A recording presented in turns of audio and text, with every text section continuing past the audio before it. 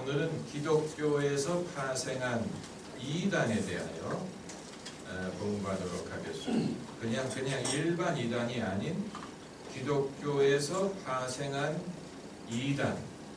신약 성경에 벌써 이단에 대한 언급이 나옵니다. 이단에 대해서 경고하고 염려하는 성경 구절들이 이미 신약 성경에 등장합니다. 참고로 흥미롭게도 구약 성경에는 이단에 대한 개념이라든가 그런 것이 없습니다. 그러니까 유대교 신앙에서 파생한 잘못된 신앙 그런 개념이 등장하지 않습니다. 구약에 등장하는 유일한 종교적인 경고는 이방인들이 섬기는 신을 따라가는 것입니다. 이방인들의 신을 음란하게 섬기는 것.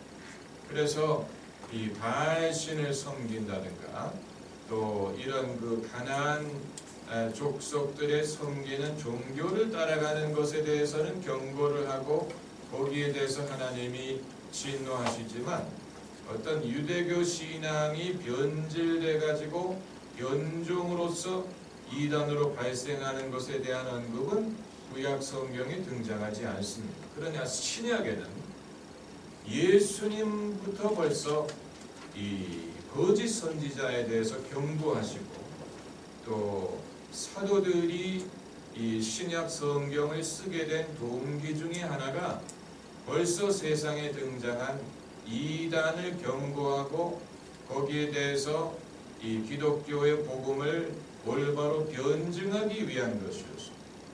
그러니까 만약에 그런 이단의 문제가 대두되지 않았더라면 기록되지 않았을 뻔한 그런 문서들이 신약 성경에는 있다는 얘기예요.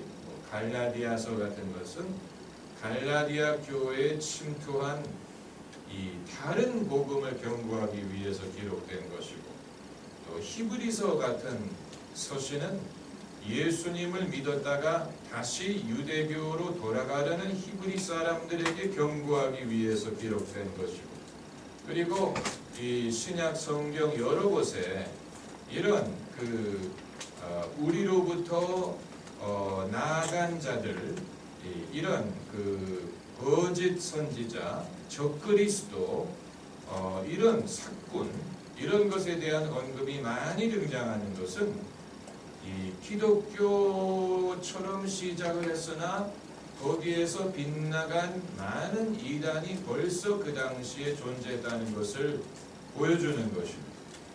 요한 1서 2장 18절을 찾아보겠습니다. 신약 성경 이 요한계시록 전에 요한 1서 2장 18절부터 보시면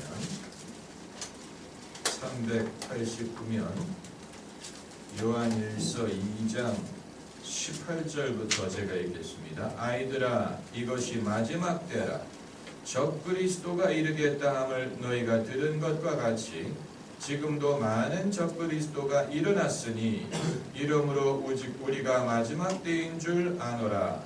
저희가 우리에게서 나갔으나 우리에게 속하지 아니하였나니. 이 적그리스도들이 어디서 시작했냐면 우리에게서 나갔다 그랬어요. 그 말은 처음에는 그들이 교회에 소속된 사람들이었다는 얘기입니다. 처음에는 기독교인들처럼 보였다는 얘기입니다.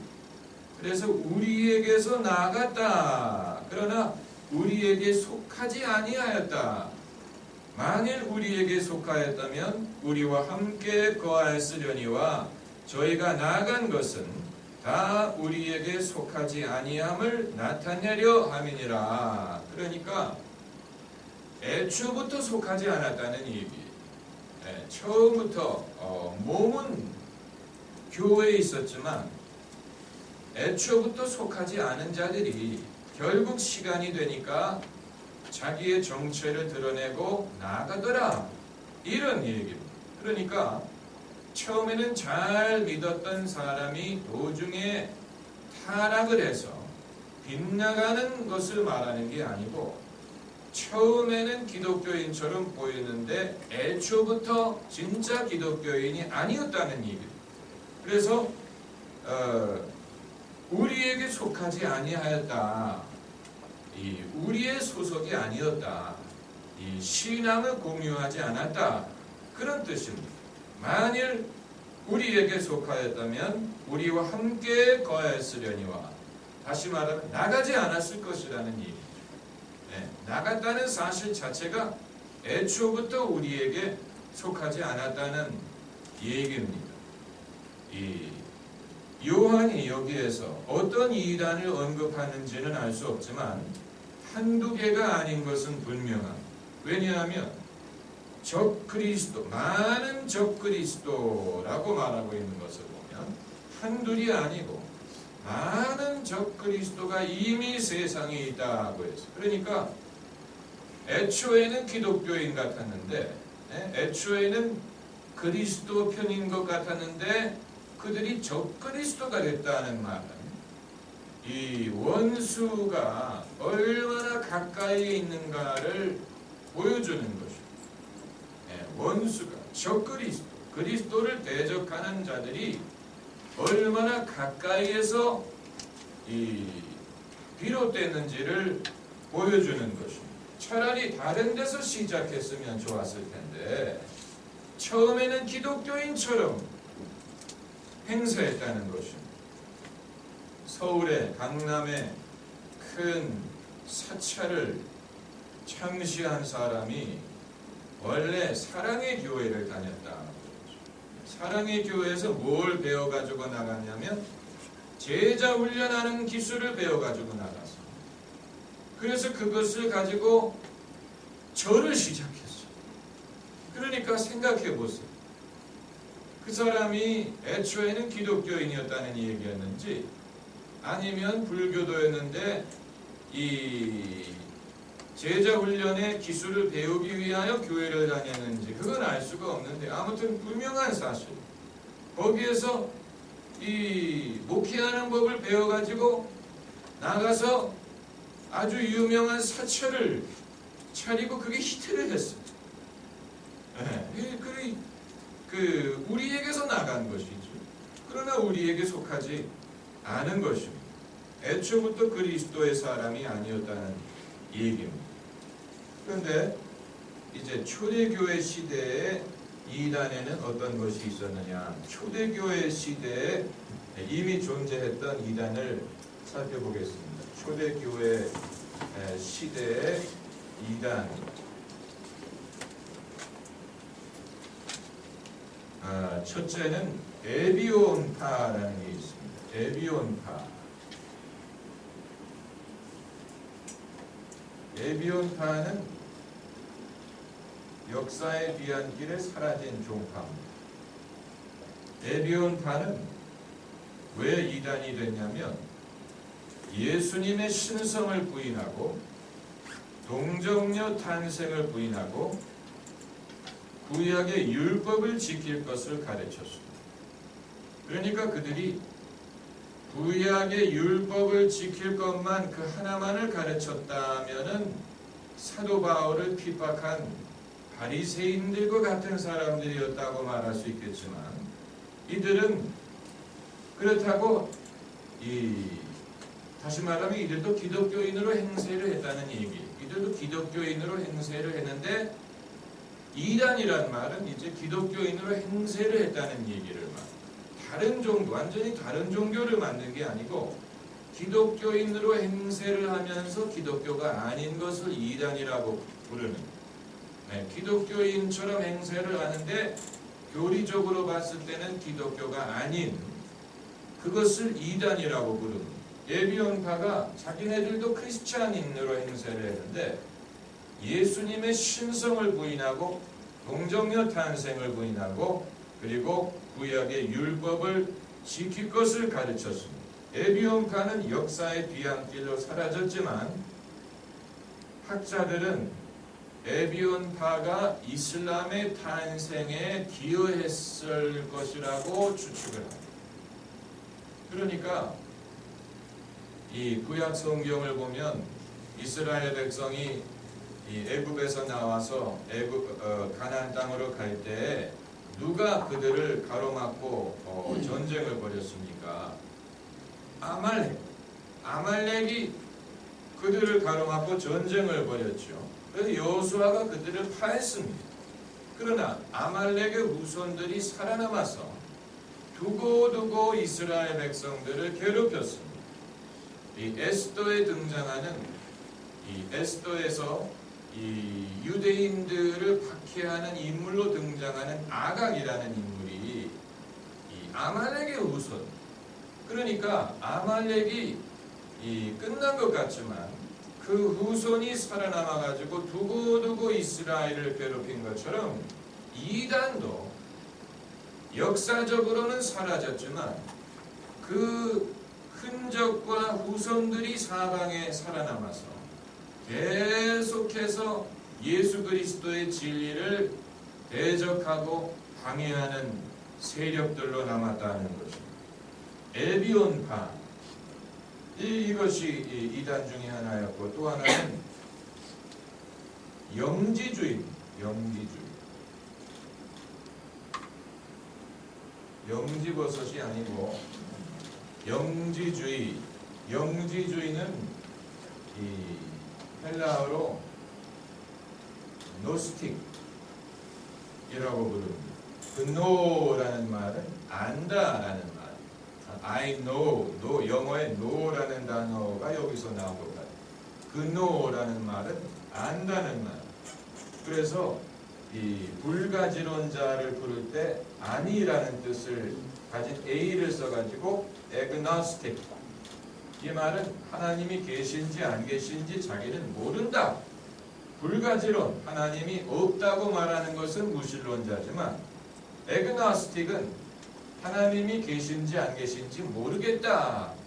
이렇게 주장하는 사람을 불가지론자라고 하는데, 그노라는 말은 헬라어로 안다는 얘기. 영지주의는 원래 철학 학파로 시작을 했다가 그것이 기독교 신앙과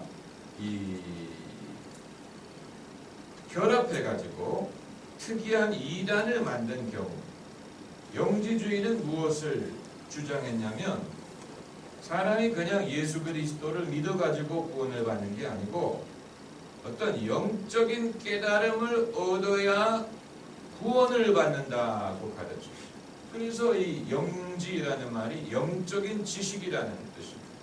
사람이 어떤 영적인 지식을 받아야 구원에 이를 수 있다. 어떤 그 영적인 지식. 그러니까 그냥 얼핏 들으면 그럴듯해 보이는데 이것은 이 예수 그리스도를 믿음으로 의롭다함을 얻는 게 아닌 사람마다 뭔가 어떤 그 깨달음을 얻어야 구원을 얻을 수 있다는 다른 구원의 길을 주장하는 것입니다. 이 영지주의는 오늘날에 어떤 이단과 흡사하냐면 구원파와 흡사. 구원파가 왜 이단이냐? 구원파가 구원파도 똑같은 얘기를 합니다. 뭔가 깨달음을 얻어야 된다. 깨달음. 이 구원파는 깨달음이란 말을 좋아합니다. 뭔가를 깨달았다. 깨달음을 통해서 자기가 거듭난다고 가르칩니다. 그러니까 구원파가 어떤 식으로 기독교인들을 공격해서 혼동에 빠뜨리냐면은 당신이 언제 거듭났느냐를 물어보는 거예요. 당신은 언제 거듭났습니까? 그런데 사실 그걸 모르는 그리스도인들이 많지요.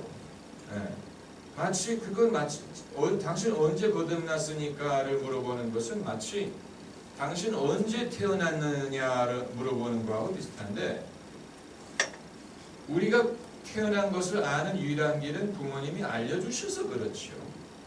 그게 아니고 아무도 알려주지 않으면 우리는 언제 태어났는지 몰라요. 그 순간을 기억하지 못해. 어머니 태에서 태어나는 것을 기억하지 못해. 그러나 태어나고 난 다음에 내가 존재하는구나를 알게 되는 거지. 태어난 다음에 나라는 존재가 있구나. 우리 엄마가 나를 사랑하는구나. 나는 대한민국 사람이구나. 나는 남자아이구나. 여자아이구나. 이런 것을 이제 태어난 후에 의식하는 것처럼 그리스도인도 자기가 거듭나기는 거듭났지만 분명히 언제 거듭났는지를 아는 사람은 사실 소수에 불과하고 안다고 하는 것이 오히려 부정확할 수 있습니다. 하나님 아니면 사람이 어느 순간에 거듭났는지를 확실하게 알 수 있는 분은 아무도 없습니다. 하나님만이 아시죠. 사람이 무엇을 기준으로 자기가 어느 순간에 거듭났다 하는 것을 판단할 수 있겠습니까? 그렇잖아요. 어느 순간에 내가 이 불신자였다가 신자가 되고 어느 순간에 내가 구원이 없다가 구원을 받게 되고 그걸 권위 있게 말할 수 있는 사람이 누가 있습니까? 무의식적으로 회심을 한다든가 점진적으로 회심을 한다든가 아니면 어렸을 때부터 한 번도 안 믿은 적이 없다든가 사람마다 여러 가지 다른 방법이 있는 것이지. 그런데 구원파에서는 교회 다니는 사람들을 찾아가 가지고 물어보는 당신은 언제 거듭났느냐. 그래서 대답을 못하면 당신이 대답 못하는 걸 보니까 거듭나지 않았기 때문이다. 이러면서 이제 자기네들 성경 공부에 올 것을 종용하고 그러면서 이제 기독교인들을 끌어들이는 그런 일을 많이 합니다. 그렇기 때문에 여러분이 그런 어떤 그 주장을 하는 사람들의 이 장단에 맞춰 가지고 나도 언제 거듭났는지를 알아야 되겠다 이런 식으로 하실 필요가 없습니다.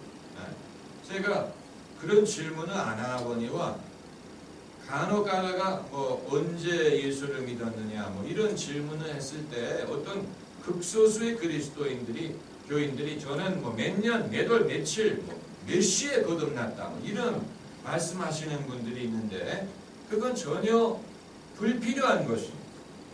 몇 시까지 알아서 무슨 소용이 있으며 그리고 그게 정말 옳은지 그른지 어떻게 압니까? 그건 하나님만이 아시는 것이죠.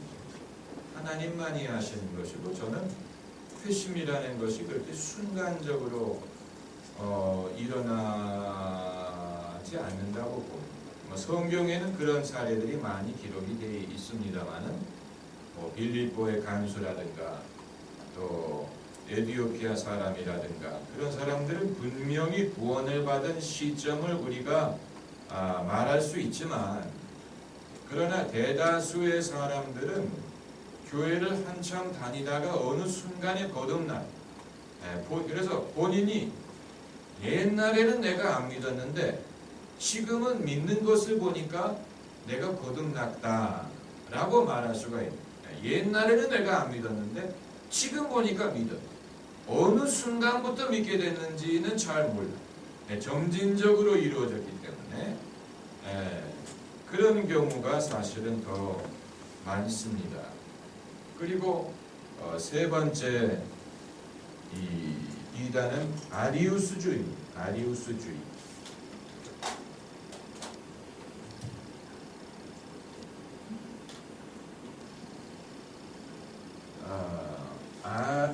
아리아니즘이라고 그러죠. 이 아리우스주의는 알렉산드리아의 주교였던 아리우스라는 사람의 이름에서 비롯됐습니다. 아리우스주의는 초대교회가 제일 힘들게 싸운 대상입니다. 초대교회를 가장 힘들게 만들었던 이단이 바로 아리우스주의입니다. 아리우스주의의 특징은 예수님의 신성을 부인하고 예수님이 피조물이라고 가르치고 인간에 불과하다고 가르쳤습니다. 그래서 이 공방이 신학적인 공방이 이 수백 년 지속이 됐어. 언제 이것이 정리가 됐냐면 니케아 공회에서 니케아 신조를 만들었을 때, 그때까지는 아리우스주의로 말미암은 신학적인 공방이 수백 년 동안 지속이 되고, 이 지중해 연안의 기독교 이 문명에 아리우스파에 속한 나라와 정통 기독교에 속한 나라가 분할이 될 정도로, 영토를 분할할 정도로 그들의 세력이 컸습니다. 아리우스주의. 이 아리우스 주교가, 그러니까 우리로부터 나갔다라는 말이 여기에 해당합니다. 주교가, 알렉산드리아의 주교가 예수님의 신성을 부인하고 예수님이 피조물에 불과하다고 말하고, 그래서 니케아 신조가 제일 힘들어가지고 정립하고자 했던 것이 예수님이 누구냐 하는 문제입니다. 그것을 기독론이라고 부르는데, 예수님이 누구냐 하는 문제, 예수님이 사람이냐 신이냐, 반 사람이고 반 하나님이냐, 예수님이 하나님이라면 언제 하나님이 됐느냐, 이런 예수님이 이 인간의 모습을 그냥 띈 것이냐 아니면 진짜 인간이 됐느냐, 이런 아주 복잡한 문제. 기독론, 특별히 삼위일체라는 중요한 교리가 성립된 것이 니케아 공회의 결과입니다. 삼위일체가 그 이전에도 이 교리로서 존재하긴 했습니다만 삼위일체라는 단어는 성경에 등장하지 않습니다. 삼위일체라는 단어는 성경에 등장하지 않습니다. 그 대신 성부와 성자와 성령이라는 이름은 여러 번 등장하죠. 그 예를 찾아봅시다. 마태복음 28장.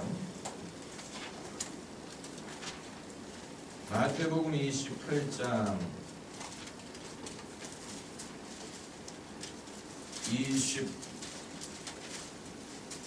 19절. 마태복음 28장 19절.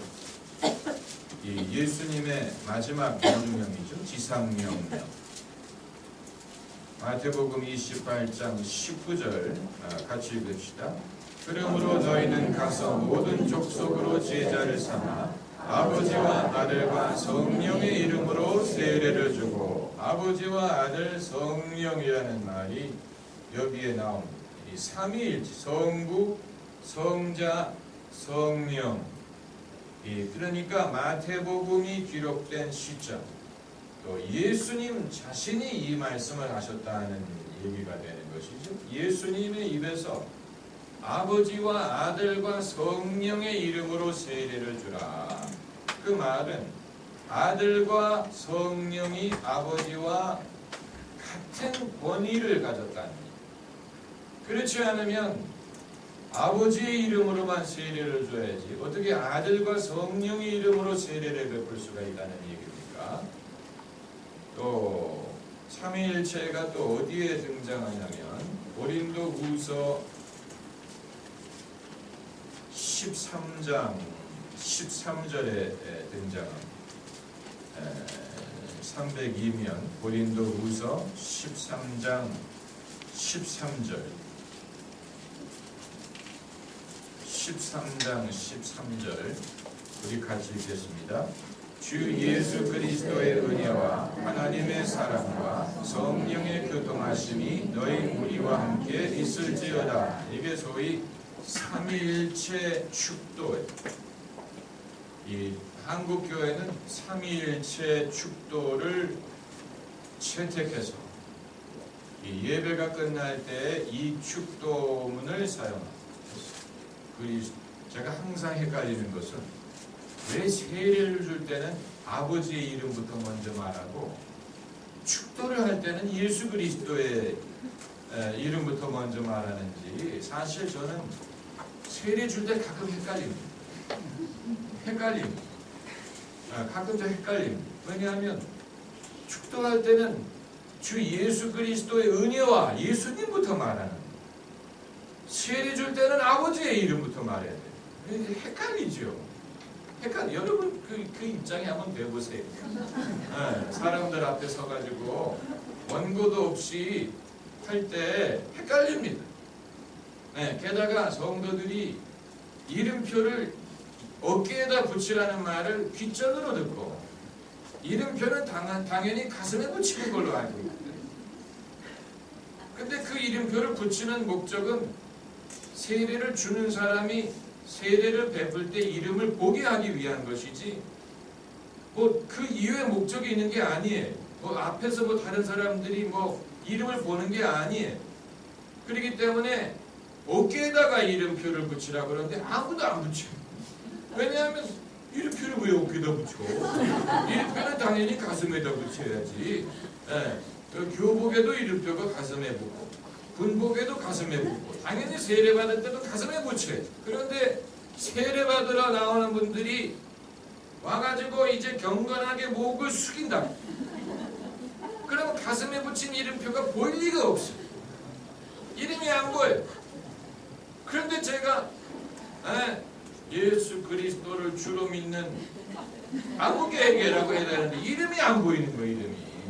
그래서 고개를 이렇게 밀어가지고 주 예수 그리스도를 믿는 아무개. 그 교인들이 그러니까 이름표를 왜 붙이느냐 이걸 좀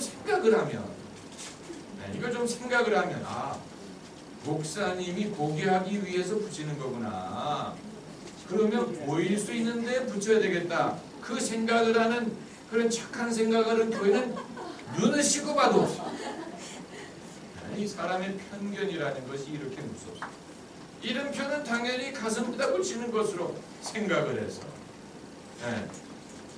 그래서 이제 그런 상황에서 제가 뭐 신경질을 낸다든가 그럴 수가 없지요. 주 예수 그리스도 이렇게 할 수가 없죠. 그 거룩한 순간에. 그런데 딱 한 명 그 세례 받으러 가지고 딱 이름표를 펼치는 교인 딱 한 명 봤어. 지금까지 딱 한 명. 실이 똑똑한 사람을 딱 한 명이 상황을 파악을 하고 고개를 무릎을 꿇고 자기 이름표를 딱 펼치는 딱 한 명 봤어. 그 이후에는 고개를 경건하게 고개를 숙여가지고 얼굴도 안 보이고 얼굴이라도 보면 누군지 알겠는데 얼굴도 목회하다 보면 한 번은 이제 금요 심야 기도회 끝나고 이제 그 어떤 교인이 기도 받으러 나왔는데 처음 보는 사람. 그리고 와서 고개를 푹 숙였어요. 저는 그래서 남자인 줄 알았어요. 그래서 이 형제에게 나중에 알고 보니까 여자래. 그런데 헤어스타일이 짧고 고개를 푹 숙이고 있으니까 알 수가 없는 거야. 알 수 있는 그런 사인이 별로 없어요. 그런 상황이 있습니다. 목회하다 보면 별의별 일이 다 생깁니다. 그렇죠. 그래서 이제 이 삼위일체 축복, 축도, 베네딕션이란 말은 원래 이 축복이란 말이죠. 축도라는 말은 이 기도의 도자를 갖다 붙인 것인데 사실은 축도는 기도가 아니고 목회자가 하나님의 종의 입장에서 축복하는 것, 축복을 선포하는 것입니다. 그렇기 때문에 사실은 축도를 하는 사람도 눈을 뜨고 성도들을 바라보고 해야 되고 축도를 받는 사람들도 눈을 뜨고 목사를 바라보고 받아야 되는데 우리는 사도신경 외울 때도 다 고개 숙이고 눈 감고 외우죠. 주님 들으시라고 외우는 게 아니고 우리의 신앙을 고백하는 것인데 그게 하나의 기도가 됐고 축도도 하나의 기도가 돼가지고 교인들 다 고개를 숙이고 목회하는 사람, 축도하는 사람도 눈을 감고 이제 축도를 합니다. 그러나 사실은 뜨고 해야 되는데 외국 교회에서는 축도를 이제 안 하는 교회가 많고 축도 같은 게 없어진 교회가 많고 또 하더라도 바라보고 하는 경우가 대부분입니다. 그리고 아무래도 우리나라에서는 그게 안 바뀔 것 같아요.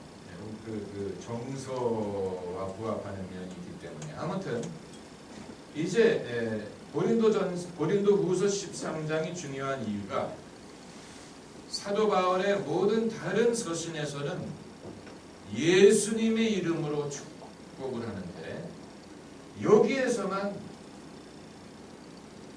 예수 그리스도의 은혜와 하나님의 사랑과 성령의 교통하심, 삼위일체를 언급하고 있다는 사실이 아주 중요한 단서가 됩니다. 삼위일체라는 말이 신약 성경에 등장을 하지는 않지만 이 성부와 성자와 성령을 동일한 선상에서 보았다는 증거. 그렇지 않으면 이 가장 높은 분의 이름으로 축도를 해야지. 만약에 여기에 위계 질서가 있다면 왜 낮은 분의 이름을 사용하는 게 무슨 효과가 있겠어요? 그렇죠? 그리고 이제 예수 그리스도의 신성에 대한 그 가장 중요한 성경 구절이 빌립보서 2장입니다. 빌립보서 2장 5절부터 보시면 빌립보서 2장 319면 빌립보서 2장 5절부터 보시면 너희 안에 이 마음을 품으라 곧 그리스도 예수의 마음이니. 사도 바울이 원래는 그 성도들에게 도덕적인 교훈을 하기 위하여 이 말을 하려고 하다가 성령에 이끌려서 6절부터 11절까지 그 당시에 교회에서 불리던 찬송시를 인용했어요. 이 영어 성경을 보면 6절부터 11절까지가 시라는 증거가 나옵니다. 한글 성경을 봐서는 그걸 알 수가 없지만 영어 성경을 보면 이게 시의 형태로 되어 있어요. 이게 노래, 사도 바울이 그 당시에 이미 교회가 부르고 있던 찬송시를 인용했어요.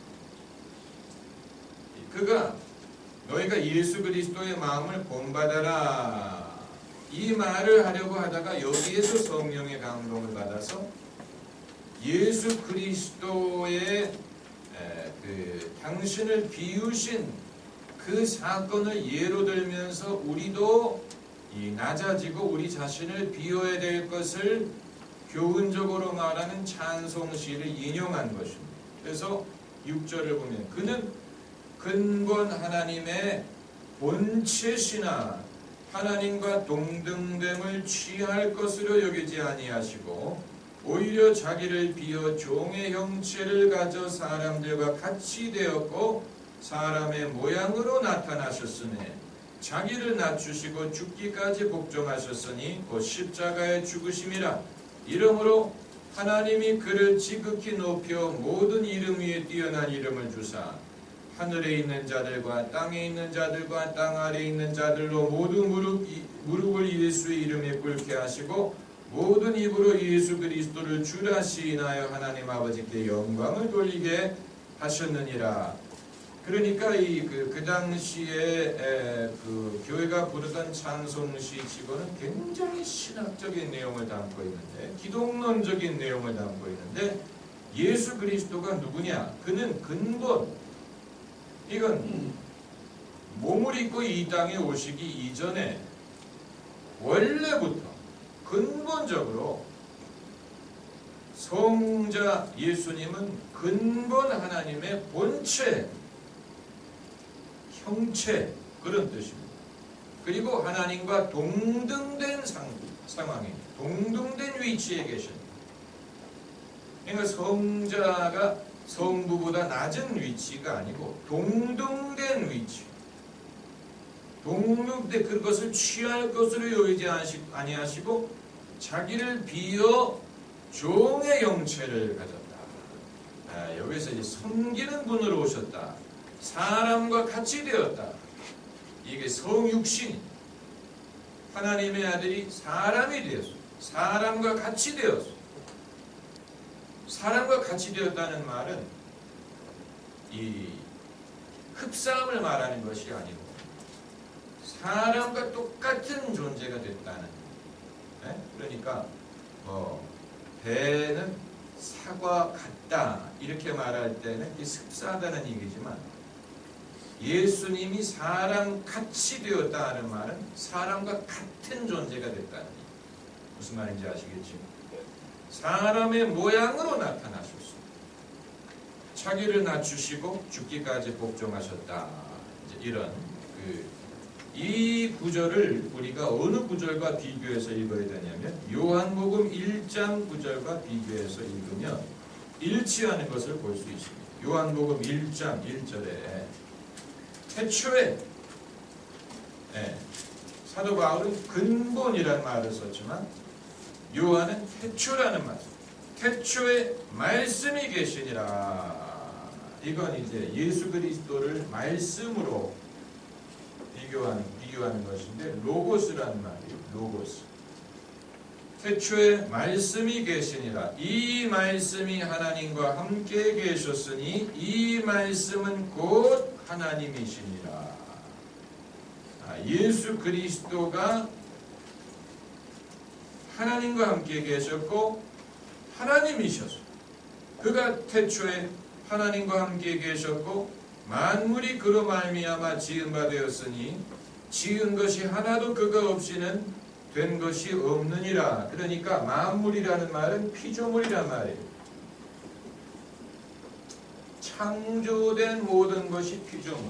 천사, 우주, 공간, 시간, 인간, 이 모든 것은 다 피조물. 그런데 예수 그리스도는 피조물이 아닌 것을 어떻게 알 수 있느냐면은 만물이 그로 말미암아 지은 바 되었다고 했기 때문에 예수 그리스도는 피조물이 아닌 창조주예요. 그로 말미암아 지은 것이 하나도 그가 없이는 된 것이 없느니라. 이게 예수 그리스도를 일컫는 것인지 어떻게 아느냐. 왜냐하면 14절에 말씀이 육신이 되어 우리 가운데 거하심에 우리가 그 영광을 보니 아버지의 독생자의 영광이요 은혜와 진리가 충만하더라. 그러니까 이 로고스가 예수 그리스도를 일컫는 것이라는 걸 알 수 있죠. 근데 아까 니케아 공의에 대해서 말씀드리고 니케아 신조에 대해서 말씀드렸죠. 니케아 신조가 기독론을 정립하기 위하여 사용한 아주 핵심적인 단어가 바로 독생이란 말이에요. 독생. 이 14절에 독생자라는 말이 나오고 요한복음 3장 16절에도 나오죠. 독생자를 주셨으니. 독생. 이 말은 유일하게 탄생했다는 말인데 영어로 하면 only begotten. 여기서 이제 begatten이란 말은 부모가 자식을 잉태할 때, 자식을 낳을 때 쓰는 말이에요. 생육이라는 뜻을 가지고 예수 그리스도가 누구냐 했을 때 성경이 예수 그리스도를 독생이라는 말을 썼어요. only begotten. 그러니까 이 begatten이란 말이 무슨 뜻이냐 하는 것이 니케아 신조, 니케아 공회의 아주 열띤 논란의 대상이었어요. 그래서 그들이 어떤 결론을 내렸냐면 예수 그리스도는 독생된 분이지 창조된 분이 아니다라는 표현. begotten, 그들이 사용한 용어가 begotten, not made. 만들어진 게 아니고 생육된 것이다. 이런 식으로 예수님의 이 성육신을 설명을 했습니다. 니케아 신조, 니케아 신조, 독생자 예수 그리스도를 믿사오니 이는 성령으로 잉태하사. 이건 이제 사도신경이지만 사도신경이 니케아 신조에 근거한 것입니다. 이 아리우스주의는 당연히 삼위일체를 부인하죠. 예수님의 신성을 부인하고 이 삼위일체 교리를 부인합니다. 오늘날 아리우스파와 똑같은 교리를 믿는 종교가 뭔지 아세요? 여호와의 증인. 여호와의 증인. 여호와의 증인도 예수 그리스도의 신성을 부인하고 예수님이 피조물 중에 가장 높은 위치에 계시지만 피조물이다 이렇게 가르치죠. 여호와의 증인을 우리가 이 이단이라고 부르는 가장 큰 이유가 여기에 있습니다. 참고로 2차 대전 중에 나치 독일이 이 강제 수용소로 보낸 사람들이 유태인들이 있고 집시가 있고, 그리고 흥미로운 사실은 여호와의 증인들도 강제 수용소에 수감했다는 사실.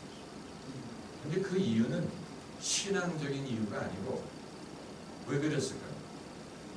여호와의 증인이 군대를 안 가서 군대를 안 가고 국가에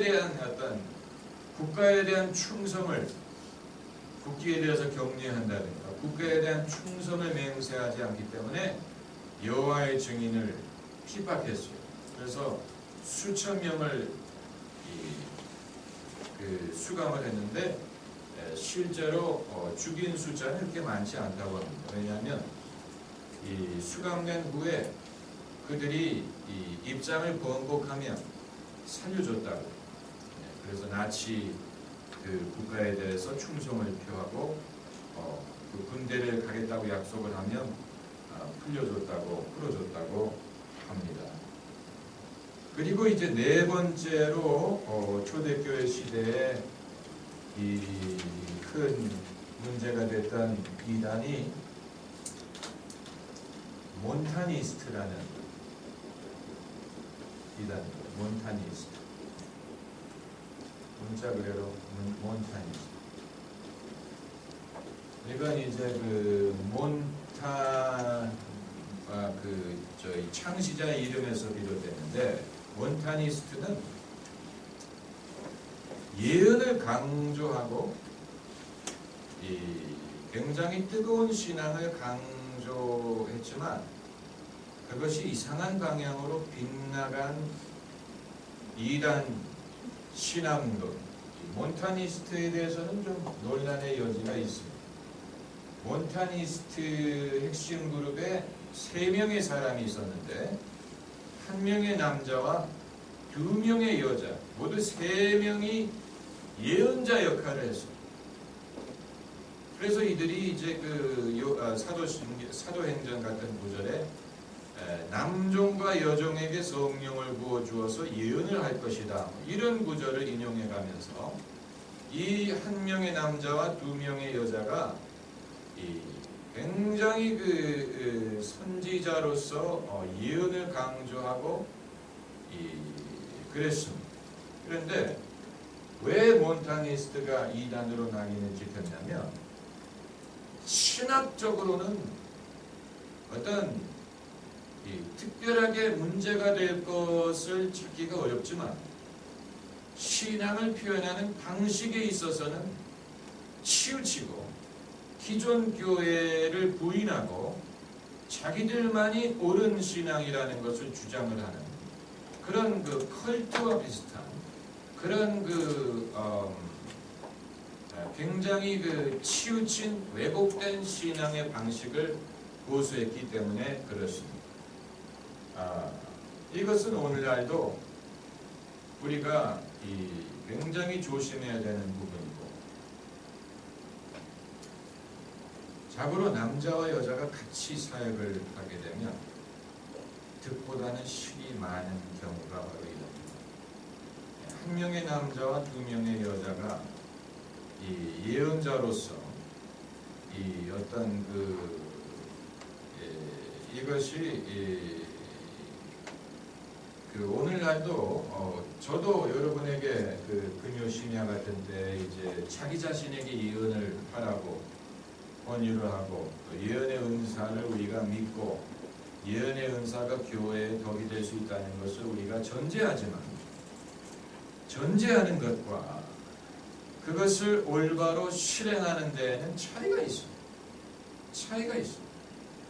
그래서 이론적으로 볼 때는 예언을 우리가 충분히 수용하고 장려하면 참 좋겠지만, 실제적인 상황에서는 교회에서 교인들에게 예언을 강조했을 때 득보다 실이 많은 경우가 더 많아요. 교회의 경험이 그래요. 교회의 경험이 그래요.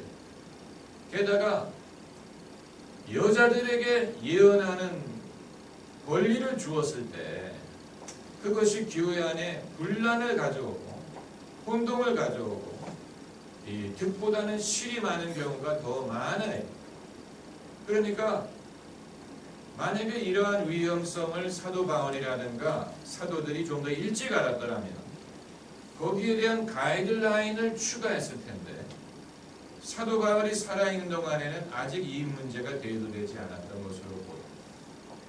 예언으로 말미암는 문제, 예언으로 말미암아 교회가 시험에 들 수 있는 가능성에 대해서 사실 사도 바울이 고린도전서 14장에서 언급하기는 했지만 좀 더 구체적으로 그 위험성을 더 인지하고 설명한 것 같지는 않아요. 그러나 그 이후에 몬타니스트라든가 또 그 이외 여러 어떤 그 문제의 경험을 봤을 때 이 예언이라는 것이 분명히 성령의 은사고 교회의 덕을 위한 것이지만, 이 교회를 시험에 빠뜨리는 경우가 더 많다는 사실을 우리가 유념하면 왜 목사님들이 이것을 기피하는지를 이해할 수가 있어요.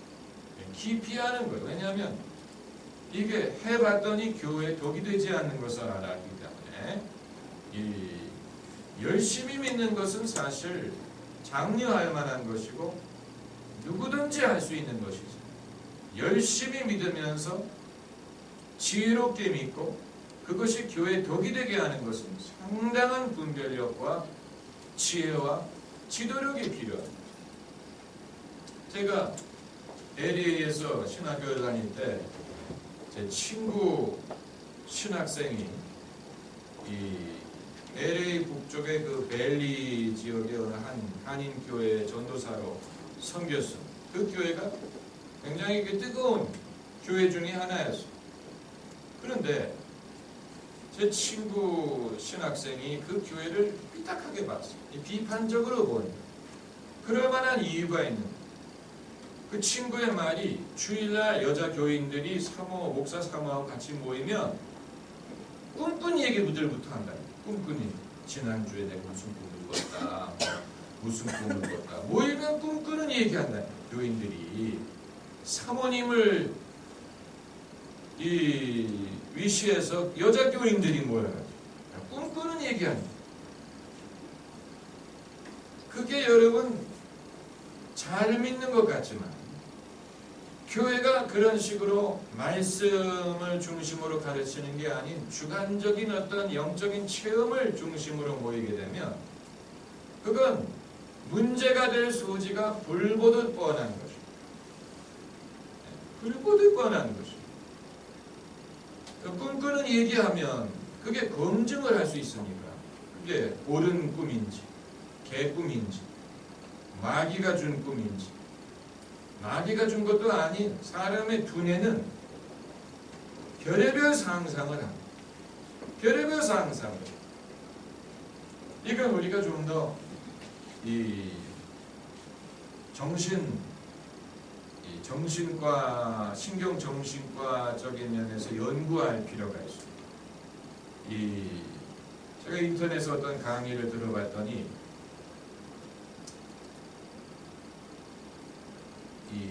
나이가 들어서 시력을 잃어가는 노인들 중에 20%가 시력을 잃어가면서 환상을 보기 시작한다. 시력을 잃어가면서 이제 환상을 보는데 그 환상의 내용이 완전히 허무맹랑한 그런 말이 이렇게 막 달리는 장면이라든가. 그런데 이제 그 환상의 내용을 연구를 해보면 굉장히 반복적이고 지루한, 아주 지루한 그런 어떤 의미도 없는 그런. 근데 왜 이런 환상을 보느냐? 그게 사람이 시력을 잃어가면서 뇌가 머릿속에 저장된 메모리를 임의로 돌리기 시작하는. 그래서 그 머릿속에 얼마나 많은 이 시각 정보가 저장이 되어 있습니다. 우리가 수십 년 살면서 머릿속에 컴퓨터 메모리보다 훨씬 많은 분량의 영상 메모리가 저장이 되어 있는 거예요. 그게 이제 뇌가 임의로 그것을 이제 액세스를 하는 거예요. 임의로 이것을 열었다가 저것을 열었다. 그래가지고 전혀 의미가 없는 그런 영상들이 떠오르기 시작하는데, 그거 사람은, 그래서 그런 경험을 하는 사람들이 내가 드디어 미쳐가나 보다, 내가 드디어 정신줄을 놓나 보다 하고 굉장히 염려를 하는데, 그건 미친 것도 아니고 치매도 아니고 시각적인 정보가 줄어들면서 뇌가 스스로 상상을 하는 거죠.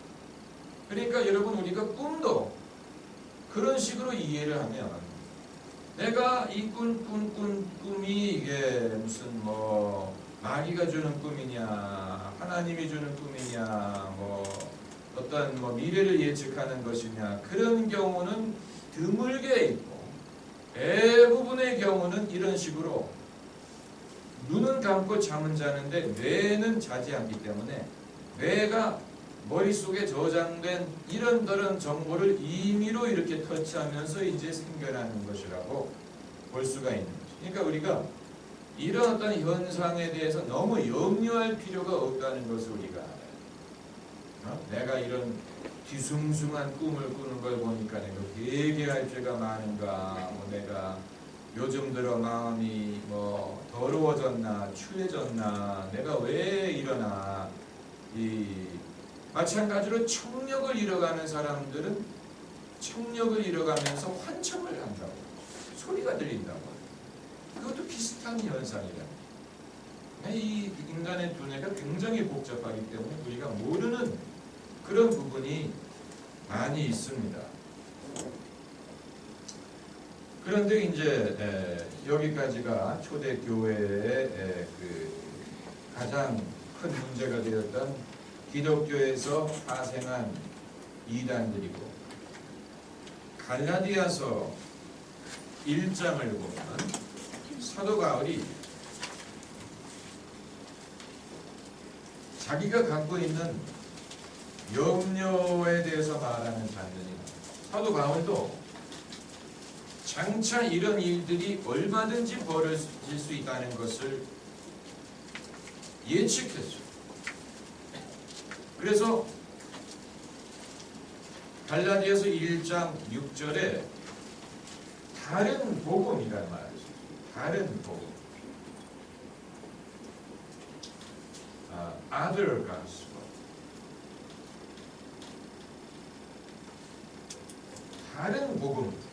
1장 6절에 그리스도의 은혜로 너희를 부르신 이를 이같이 속히 떠나 다른 복음 쫓는 것을 내가 이상히 여기노라.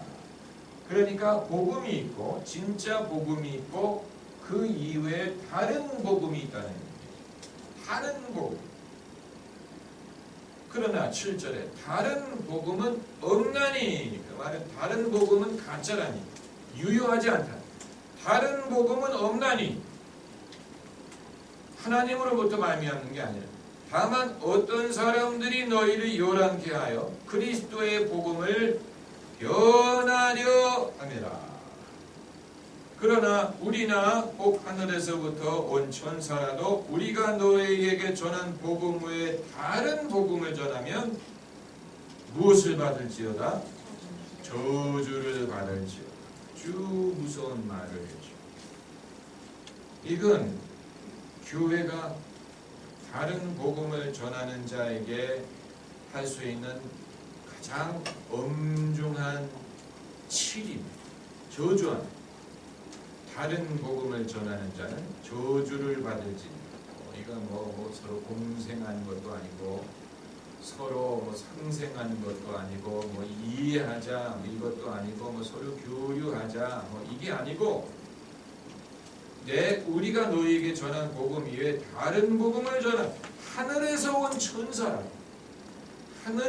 천사라도 다른 복음을 전한다면 저주를 받을지어다. 아주 엄중한 경고를 하고 있습니다. 이것이 이단에 대한 기독교의 공식 입장, 저주를 받을지. 5분 쉬었다가 강의를 계속하도록 하겠습니다. 그 일부에서는 초대교회 시대에 등장한 이단에 대해서 말씀을 드렸고, 지금 두 번째 시간에는 이제 그 근대 시대에 발생한 이단과 우리나라에서 활동하는 이단에 대해서 알아보겠는데, 이 미국에서 발생한 이단 두 가지가 하나는 몰몬교고 또 하나는 제7안식교입니다. 몰몬교는 그 정식 이름은 The Church of Jesus Christ of the Latter-day Saints. 이름이 길어요. 이름이 길수록 이단일 가능성이 많아요. The Church of Jesus Christ of the Latter-day Saints.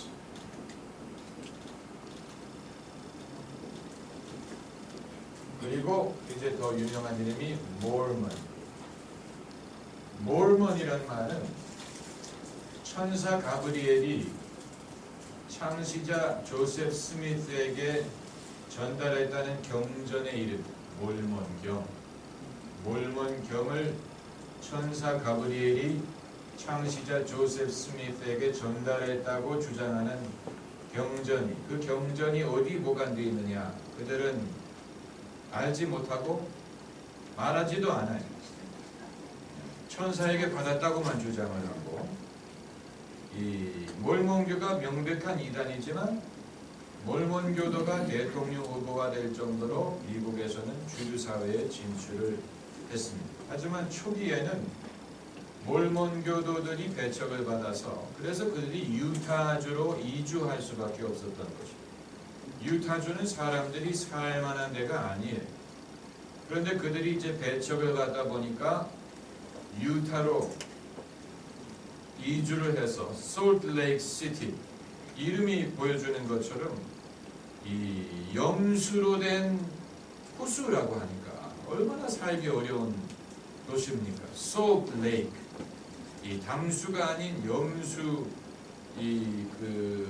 그러니까 호수가 될 정도로. 아무튼 이 몰몬 태버나클 콰이어, 한 번은 저희 교인이 페이스북에다가 아주 멋있는 성가대 찬양을 올려놨는데 보니까 몰몬 태버나클 콰이어. 근데 활동을 시키는 것은 그들이 일반 찬송가를 불러요. 어메이징 그레이스라든가 그래가지고 모르는 사람들은 와 정말 잘한다, 웅장하다 이러고 좋아하는데, 알고 보면 몰몬교의 이 합창단, 이 몰몬교는 뭐를 가르치느냐? 몰몬교가 가르치는 이단 교리는 첫째는 인간이 원래는 신이었는데 타락해서 사람이 됐다가 이 세상에서 신앙을 회복하면 내세에서 다시 신의 위치로 복귀한다고 가르쳐요. 이 인간은 타락한 신이 신앙생활을 잘하면 내세에서 다시 신이 돼. 그래가지고 한 사람마다 별을 하나씩 받아가지고 그 별을 다스려. 근데 그 별을 다스리기 위해서는 부부가 돼요. 그래서 몰몬교는 결혼을 굉장히 중요합니다. 결혼을 못하면 신이 될 수가 없어요. 그 사람들은 결혼하기 위해서 환장을 했어요. 제가 이 로스쿨 다닐 때 룸메이트 중에 한 명이 몰몬교였기 때문에 잘 알아요. 그래서 신앙 얘기도 하고 그랬는데 뉴욕시의 몰몬교를 믿는 여학생들이 시집 가려고 와가지고 남학생들 이 총각들을 이렇게 찾는데 몰몬교는 남자가 되면 정말 장가가기 쉽겠더라. 처녀들이 줄을 섰어요. 줄을 서가지고 우리나라에도 몰몬교 선교사들이 많이 들어와서 굉장히 깔끔한 이미지로 이 호감을 끌었죠. 이 흰색 반팔 와이셔츠에다가 넥타이를 메고 그 머리도 짧게 자르고 아주 핸섬한 그런 단정한 이미지의 미국 남자들이 2명씩 짝을 지어서 걸어다니는 그 몰몬교 선교사. 몰몬교는 남자들이 한국의 병역 의무처럼 이 모든 남자가 해외 선교를 1년 갔다 와야 되는 의무가 있습니다. 그렇기 때문에 몰몬 교도들은 그 해외 경험이 풍부하고 이 몰몬교 선교사 출신 중에 한국 여자랑 결혼해서 한국에서 정착한 사람들이 많아요. 한국에서 일하는 외국인 변호사라든가 이런 사람들 중에 몰몬교가 상당히 많아요. 그들이 한국에 선교사로 왔다가 이 한국 여자랑 결혼을 하고 여기 정착한 거예요.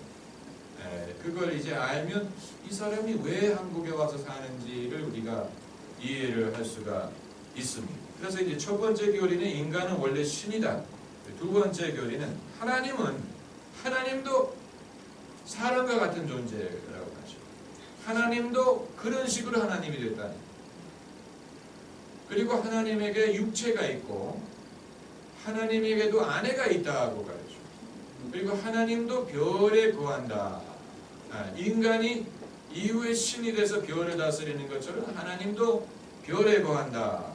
그래서 제가 룸메이트 보고 하나님의 아내 이름이 뭐냐고 물어봤어요. 그랬더니 사람들이 그 망령되이 일컬을까봐 안 알려줬대. 그리고 이제 또 하나의 교리는 예수님이 부활하신 다음에 아메리카에 와서 아메리칸 원주민들에게 복음을 전했다. 이런 주장을 하죠. 아메리칸이. 그래서 아메리칸 인디언들은 몰몬교에 대해서 별로 관심이 없는데 몰몬교는 인디언들에 대해서 많은 관심을 가지고 있습니다. 이 몰몬교도로서 이 잘 알려진 연예인이 누굽니까? 요즘은 좀 한물 같지만 굉장히 깔끔한 이미지로 옛날에 인기를 끌었던 도니 오스몬. 기억하시나요? 도니 오스몬. 도니 오스몬 앤 브라더. 머리 오스몬 브라더. 그 오스몬 패밀리가 몰몬교 전형적인 몰몬교. 몰몬교도들은 이 술을 마시지 않고 담배 피지 않고 이 콜라도 마시지 않고 알코올 들어간 카페인이 들어간 성분을 마시지 않습니다. 그리고 이제 안식교가 이제 Seventh Day Adventist라고 Seventh Day Adventist 줄여가지고 SDA라고 하죠. 그 우리나라에도 그 선교사들이 와서 영어 학원을 운영하고 그러고 있습니다. 이 제7 안식교는 이제 토요일 안식일 문제, 그 그리고 율법주의적인 구원론을 가르치는 그런 문제가 있습니다. 이 제7안식교가 많이 모여서 사는 캘리포니아의 도시가 있습니다. 로마린다라고. 이 우리나라에서도 이 치과 의사들이 많이 가서 유학을 하는 데가 로마린다 대학의 그 로마린다라는 도시는 그 SDA 사람들이 많이 모여 사는 그런 도시입니다. 그리고 이제 우리나라에서 활동하는 대표적인 이단 단체를 알아보면 하도 많아서 설명한 다음에 이 가그린을 입을 씻어야 돼요. 입이 더러워지는 거예요. 이단에 대해서 가르치는 건 입이 더러워지는 것 같아요. 대표적인 이단 단체가 첫째는 신천지가 있습니다. 신천지 예수교 증거 장막 전부 다 이단의 이름이 길어요. 그 교주의 이름이 이만희를 보혜사 성령으로 부르고, 그리고 기성교인들을 미혹하기 위해서 이제 그 교회에 침투하는 일을 많이 하고 있죠. 그들을 추수꾼이라고 부릅니다. 기존 교회에 침투해서 그 교회를 넘어뜨리고 이 교인들을 빼내가려고 하는 그런 방법을 쓰고 있습니다. 지금 대한민국 교회의 가장 큰 문제가 되고 있는 것이 신천지. 그리고 또 하나는 이것도 이름이 길어. 하나님의 교회 세계 복음 선교 협회. 설립자가 안산홍. 이들은 기도할 때 안산홍의 이름으로 기도를 합니다. 그리고 세 번째는 구원파를 기독교 복음 침례회 또는 대한예수교 침례회라고 부릅니다. 구원파는 이 뭐라고 가르치냐면 한 번 구원받은 사람은 회개할 필요가 없다. 회개하는 것은 구원받지 못한 증거다. 이런 주장을 하고, 이 현재 구원파가 세 부류가 있는데 권신찬파, 박옥수파, 이게 바로 기쁜 소식 선교회예요. 우리 교회와 사람들이 혼동을 하는 기쁜 소식 선교회 박옥수 목사, 이게 구원파의 한 부류. 권신찬파가 있고 박옥수파가 있고 이요한파가 있어요. 그리고 네 번째 이단은 통일교는 한국에서 자생한 세계적인 이단 종파. 80년대에는 이들을 무니즈라고 불렀는데 요즘은 그런 말을 쓰지 않죠.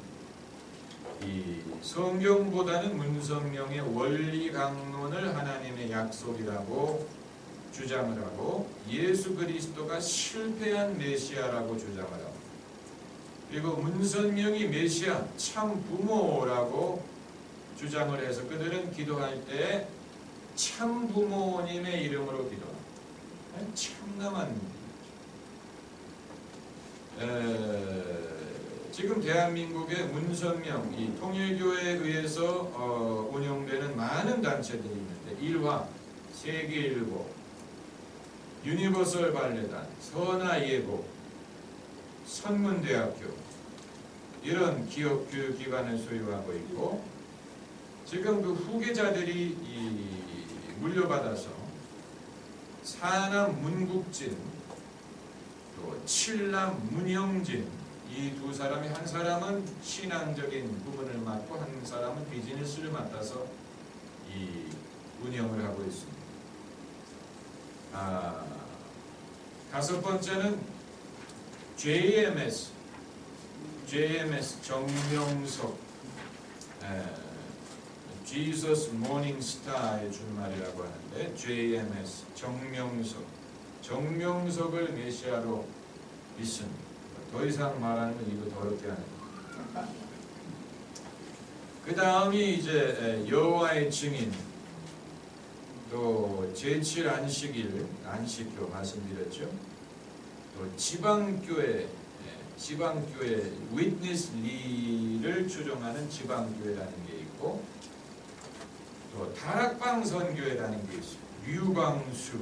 류광수 씨가 창시한 다락방. 옛날에 숙명여고 강당에서 모였었는데 그 이후로 이사를 갔어요. 다락방. 그리고 또 하나가 이 성락교회 김기동 목사를 위시한 소위 베레아파. 이 베레아파의 가장 유명한 교인이 누군지 아세요? 옛날에 공비로 왔다가 체포돼가지고 김신조 씨가 베레아에서 목사가 됐죠. 김신조. 여러분 사람이 오래 살아야 이런 것도 압니다. 김신조 씨가 이제 베레아의 목사가 됐어요. 그리고 또 하나가 만민중앙교회 이재롱 목사. 만민중앙교회. 이재롱 목사는 자기 자신이 처음과 끝이요 심판의 번세자요 죄사함의 번세가 있다라고 주장을 하고, 또 하나는 큰 믿음 교회 변스무 큰 믿음 교회. 이단의 특징은 전부 다 이름이 거창해. 만민중앙 큰 믿음 교회. 옛날에 또 오대양이라는 단체도 있었고, 이단은 아무튼 그 이외에도 이 한국의 기독교인들이 많은 것뿐만이 아니고 이단도 많아요. 이단 그 이외에도 크고 작은 이단들이 많이 있는데, 모든 이단의 공통적인 특징은 성경에서도 경고한 것입니다. 모든 이단의 공통점은 첫째는 교주가 있다는 사실이고, 두 번째로 계시를 주장한다는 사실이고, 세 번째로 그들의 경전이 있다는 것이고, 넷째는 복음을 왜곡한다는 것이고, 다섯 번째는 예수 그리스도를 부인한다는 것이고, 예수 그리스도를 부인하고, 여섯 번째는 기존의 교회를 부인합니다. 그리고 일곱 번째는 도덕적으로 타락하고 비리가 있습니다. 이건 전부 다 성경이 경고한 것입니다. 예수님이 많은 거짓 선지자들이 와서 택함을 받은 자라도 미혹할 것이다 라고 경고하셨어요. 많은 거짓 선지자들이 올 것이다. 교주들은 전부 다 거짓 선지자예요. 선지자긴 선지자예요. 그들이 뭔가 계시를 받는 것은 분명해요. 그러나 성령으로부터 받는 게 아니에요. 왜냐하면 성령은 진리의 영이고, 예수 그리스도를 인정하지 않는 영은 성령이 아니에요. 그렇기 때문에 거짓 선지자들에 의한 것이죠. 두 번째로 계시를 주장해요. 그런데 고린도후서 11장 14절을 찾아봅시다. 고린도후서 11장 14절 297면 고린도후서 11장 14절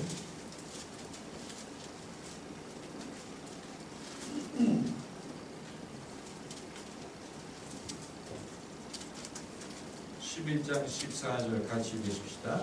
이것이 이상한 일이 아니라 사단도 자기를 광명의 천사로 가장하나니. 사단이 자기를 광명의 천사로 가장하는 목적이 뭡니까? 잘못된 계시를 하기 위한 것이죠. 그러니까 수많은 사람들이 천사가 자기에게 나타났다라고 말하는데, 그게 진짜 천사인지 아니면 천사로 가장한 사단인지 거기에 대해서는 생각해 보지 않았어요. 이 모하메도 천사가 자기에게 나타났다고 주장하고, 조셉 스미스도 천사가 자기에게 나타났다고 주장을 하는데, 그게 진짜 천사인지, 광명의 천사로 가장한 사단인지, 그것은 내용을 보면 알죠. 어떤 메시지를 전했느냐. 그리고 이 경전, 저마다 이 성경 이외에 자기들의 경전을 주장합니다. 이슬람은 코란, 또 몰몬교는 이 몰몬경, 또 통일교는 원리강론, 이런 식으로 이 자기들의 경전을 주장하지 않습니까? 그런데 이 경전이 하나님으로부터 말미암은 것이 아니라는 것을 우리가 알 수 있는 성경적인 근거는 요한계시록 22장 18절 말씀. 요한계시록 22장 18절. 성경의 마지막 페이지에 요한계시록 22장 18절 같이 읽으십시다. 내가 이 책의 예언의 말씀을 듣는 각인에게 증거하노니 만일 누구든지 이것들 외에 더하면 하나님이 이 책에 기록된 재앙들을 그에게 더하실 것이요. 더하는 자. 이 요한계시록에 하나님의 말씀. 이것들 외에 추가하는 자에 대한 경고를 하는. 추가하는 경전이 없다는 일. 추가된 경전이 없다는 일. 경전. 가장 분명한 성경적인 근거죠. 그리고 복음을 왜곡한다는 말은 변함없는 복음의 진리는 사람이 행함이 아닌 믿음으로 의롭다함을 얻는다는 것인데, 모든 이단은 이 복음의 진리를 떠나서 플러스 알파를 주장합니다. 예수님을 부인하지 않더라도 예수님도 믿지만 다른 것도 믿어야 되고, 이것도 해야 되고 저것도 해야 되고, 이거 하면 안 되고 저거 하면 안 되고 하면서 다시 율법주의로 회귀한다는 특징을 갖고 있습니다. 그래서 당연히 예수 그리스도를 부인합니다. 다른 방법이 필요하다는 말은 예수님의 십자가로는 불충분하다는 얘기거든요. 예수님이 세상에 구세주가 될 수 없다는 얘기, 예수님이 실패했다는 얘기, 결국 예수님을 부인하는, 예수 그리스도의 십자가 공로 외에 다른 방법이 필요하다. 예수님이 실패했다는 말밖에는 되지 않는 거죠. 이 모든 이단이 그런 주장을 합니다. 이슬람도 예수 그리스도가 선지자 중에 하나였지만, 그러나 모하멧이 예수 그리스도보다 더 큰 선지자다, 이런 식으로 주장을 하고, 몰몬교도 기존의 교회가 베푼 세례가 무효다라고 주장을 하면서 자기들이 베푸는 세례를 받아야만 구원을 받는다고 주장하고, 기존의 교회를 부인합니다. 심지어 이 몰몬교에서는 죽은 자를 위한 세례를 받지 않습니까? 이 솔트레이크 시티에 있는 템플에 들어가면 큰 이 침례 탕이 있는데, 거기에서 몰몬교 신자들이 자기의 돌아간 할아버지를 위해서, 증조 할아버지를 위해서 대신 세례를 받아요. 죽은 자를 위해서 세례를 받으면 그들이 영원히 구원을 받을 수 있다, 이런 해괴망측한 것을 가르쳐가지고 그 성경의 진리를 떠나가고 기존 교회를 부인한다. 그러니까 기존 교회는 다 타락했고 다 틀렸고 잘못 믿기 때문에 자기 교회만은 와야 된다고 주장합니다. 사실 그런 주장하는 교회는 이단이 아니더라도 우리 교회가 제일 잘 믿는다, 우리 교회가 제일 뜨겁다, 우리 교회가 제일 은혜가 많다라고 주장하는 그런 단체는 사실 많죠. 이건 뭐 교리가 옳고 그르냐를 떠나서 무엇을 보여줍니까? 영적인 교만을 보여줍니다. 그리고 교만은 무엇의 선봉입니까? 대망의 선봉이죠. 영적인 교만이 제일 무서운 교만. 돈이 많아서 교만할 수도 있고, 잘생겨서 교만할 수도 있고, 재주가 많아서 교만할 수도 있고, 그런데 영적인 교만이 제일 고치기가 힘들어요. 왜냐하면 영적인 교만은 절대적인 것. 내가 옳다, 내가 신앙이 좋다, 내가 하나님과 가깝다. 이건 지적하기도 어렵고 붙이기도 어렵고 깨닫지도 못한 영적인 교만이 제일 무섭습니다. 그리고 이제 타락과 비리, 도덕적인 타락, 비리, 돈 문제, 뭐 여러 가지 이 문선명의 통일교는 대한민국에서 그 종교단체인 것뿐만이 아니고 기업체, 재벌이에요, 재벌. 도대체 무슨 교회가 무슨 뭐 이 음료수도 만들고 뭐 뭐도 만들고 왜 돈벌이를 해야 되는 것이냐? 그 돈을 왜 개인이 그 돈을 가지려고 하는 것이냐? 이런 문제가 대두되지 않습니까? 아니 그 기쁜 소식 교회가 만약에 뭐 호텔 체인을 소유한다. 그래서 기쁜 소식 호텔이라고 이제 그 돈이 전부 다 저한테 들어온다고 상상을 해보세요. 그래서 제가 이제 재벌이 됐어요. 이상하지 않습니까? 이상하지 않습니까? 이게 예수 그리스도를 올바로 믿고 전하는 이 하나님의 종이 해야 될 일이냐니, 도대체 그런 그 비리와 음모와 이게 거짓 목자와 삭뿐이지. 거짓 목자와 삭뿐. 예수님이 말씀하시기 요한복음 10장에 예수님은 양을 위해 당신의 목숨을 버리셨지만 거짓 선지자들이 절도와 강도라는 말을 쓰셨어요. 절도와 강도니라. 무서운 말. 절도와 강도. 이 거짓 선지자들이 여러분 칼을 든 강도보다도 더 무서운 것은 이 권력을 가진 칼이 아닌 펜으로 돈을 빼앗는 강도. 그보다 더 무서운 것은 영생과 구원을 가르치면서 돈을 빼앗는 거짓 선지자들. 그게 제일 무서워. 제일 무서워. 우리는 영적으로 깨어 있어서 이런 거짓으로부터 우리 자신을 보호해야 될 것입니다. 오늘 강의 내용에